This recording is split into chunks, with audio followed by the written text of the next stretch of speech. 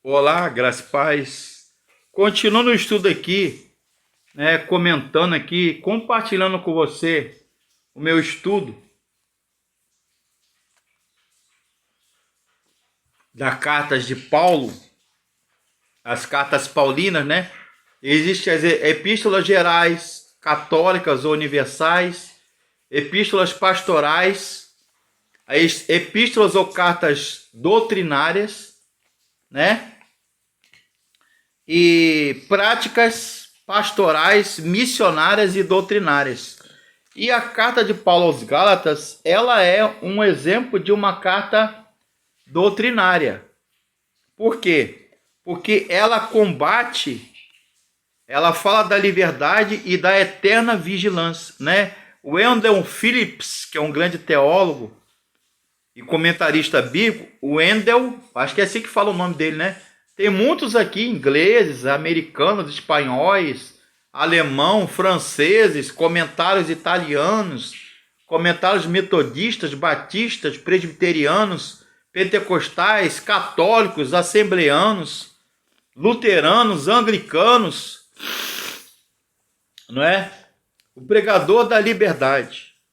Wendell Phillips e R.N. Champlin são grandes teólogos, e William Hendrickson, são três teólogos aqui que eu estou tomando base, e mais o meu comentário em cima disso, Fabrício Barreto Gonçalves.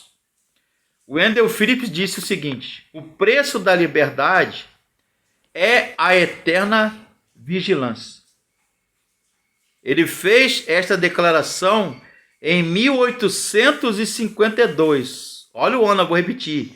Ele fez, Wendell Phillips, essa declaração em 1852, né? Num contexto ali anti-escravista, escravagista norte-americano.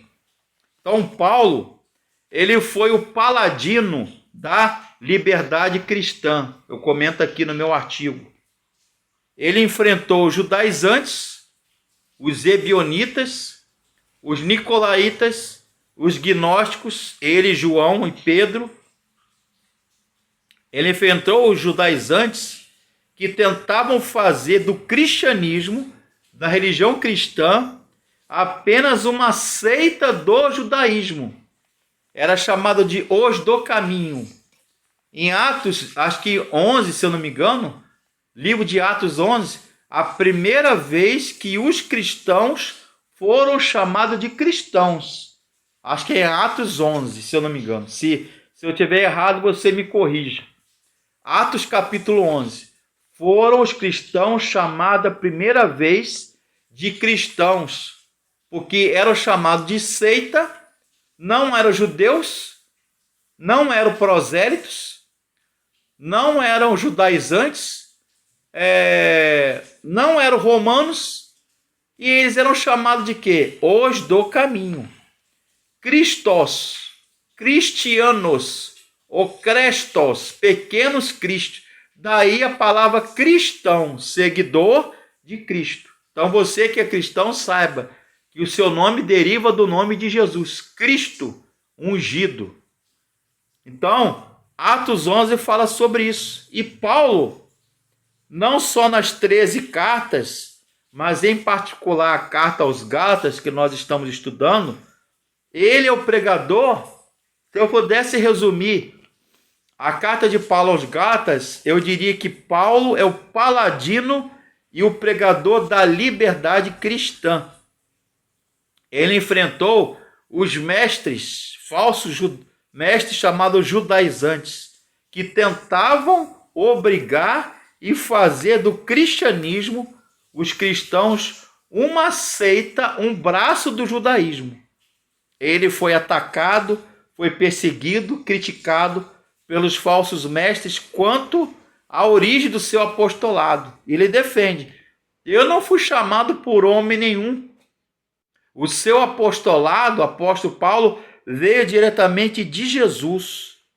Na estrada de Damasco, na Síria, ele teve um encontro, uma visão, um vislumbre. Nós chamamos isso, em linguagem técnica, bíblica, teológica, de de epifania, epifaneia e esqueci agora, visão teofânica, teofania.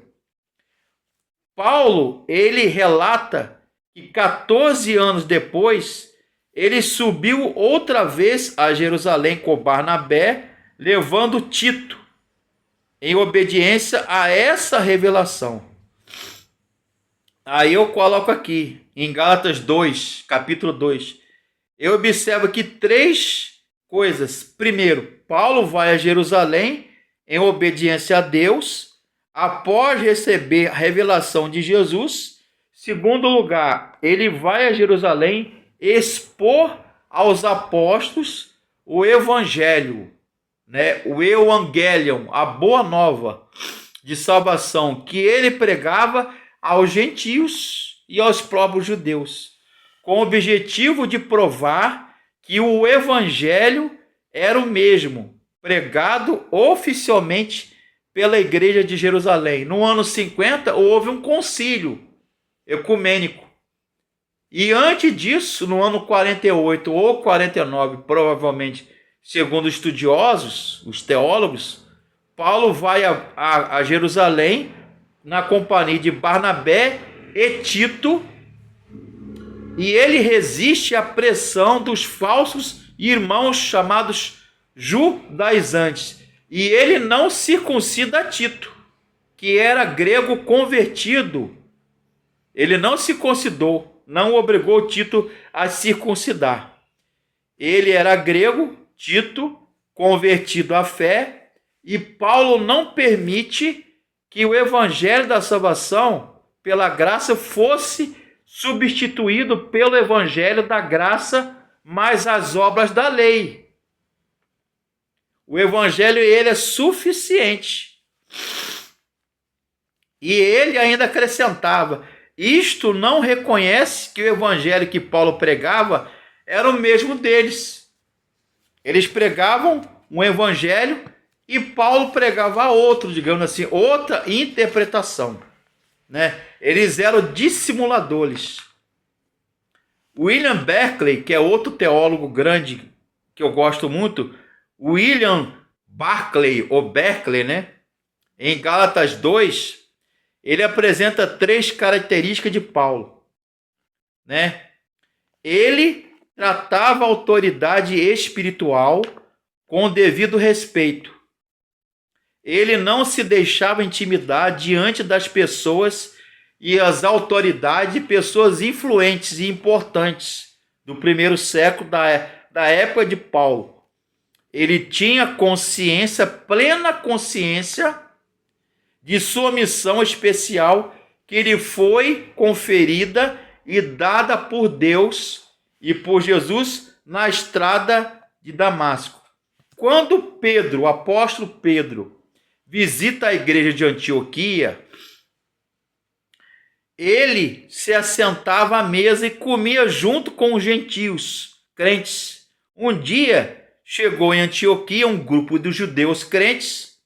Pedro, então, com medo dos judeus e dos mestres falsos e judaizantes, ou judaítas, né? Afastou-se dos gentios. E Paulo, percebendo a hipocrisia e dissimulação de Pedro, o repreendeu, né? A Bíblia fala, resistiu na cara. Gálatas 2, publicamente. Quando, porém, vi que não procediam conforme e corretamente, segundo a verdade do evangelho, disse a Cefas, Keipa, né? Do grego, ou seja, pedra, Pedro, na presença de todos: se tu, sendo judeu, Pedro, vives como um gentio, um não judeu, né? Por que você obriga os gentios a viverem como judeus? Gálatas 2,14. Este episódio, comento aqui no meu artigo, está todo em PDF, tá? Para quem quiser ler. Este episódio nos ensina 3 lições. Primeiro, os líderes importantes podem cometer grandes deslizes. Segundo lugar, manter a verdade na igreja é mais importante do que manter a paz. Terceiro, problemas entre irmãos e autoridades cristãs devem ser tratados de forma direta e pessoal. Chama no canto. Não fica falando do irmão, do pastor, não, ou da igreja. Se você tem alguma coisa contra seu irmão, sua mãe, seu pai, seu parente que é crente, ou não crente, ou da família, ou do pastor, ou do diácono, ou da liderança, não fala mal, não, é muito feio, é deselegante. Chama no canto, ora, ó irmão, eu te perdoo, te peço perdão. O que está havendo? Nós somos irmãos em Cristo. O amor cristão, o amor de Jesus, ele deve estar em junto.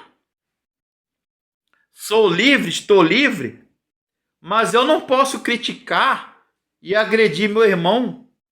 Problemas entre irmãos, vou repetir, devem ser tratados de forma direta e pessoal.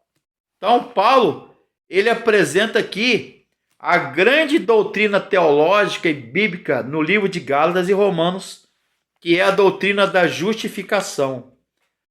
Particularmente Gálatas 2, de 15 a 21.